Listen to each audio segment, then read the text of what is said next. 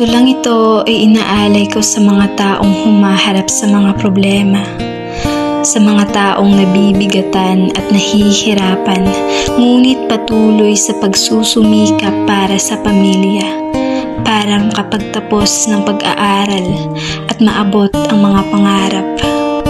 Ito ay para sa mga taong hindi napapagod at hindi sumusuko sa bawat hamon ng buhay, na kahit anong hirap ng sitwasyon ay nagpapatuloy. Ito ay para sa mga taong hindi napapagod na ialay ang lakas para sa iba, dahil alam niya na ang Panginoon ang nagbibigay ng kalakasan niya, kaya't hanggang may lakas ay kinakaya, dahil alam niya na hanggat nabubuhay ay mayroong pag-asa.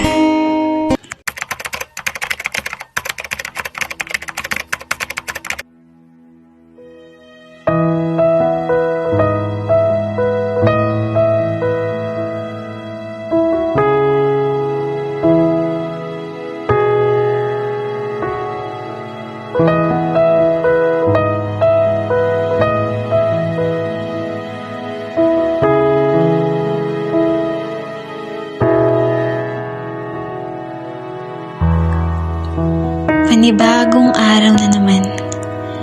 Panibagong araw ay aking sisimulan.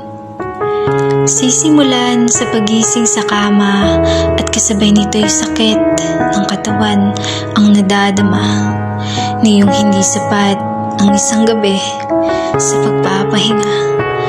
Sapagkat kailangan kong bumangon na at ihanda ang aking sarili sa bawat hamon. Trabaho dito, trabaho doon. Dito araw-araw nilalaan ang oras ko. Oras na sana sa pamilya ko. Oras na sana sa mga kaibigan ko. At oras na sana sa Panginoon ibibigay ko. Ngunit bakit tila pinalilito kung ano ang sisimulan ko at kung meron pa bang katapusan ito? Alam kong kailangan kaya't hindi susukuan. Alam kong marami yung makikinabang kaya't ipagpapatuloy ko yan.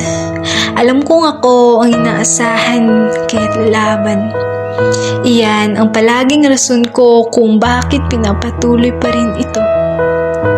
Na kahit nanghihina ay pinipilit pa rin maging malakas.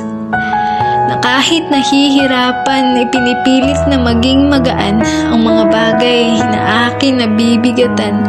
Na kahit pagod ay pilit pa rin pinapakita na hindi napapagod.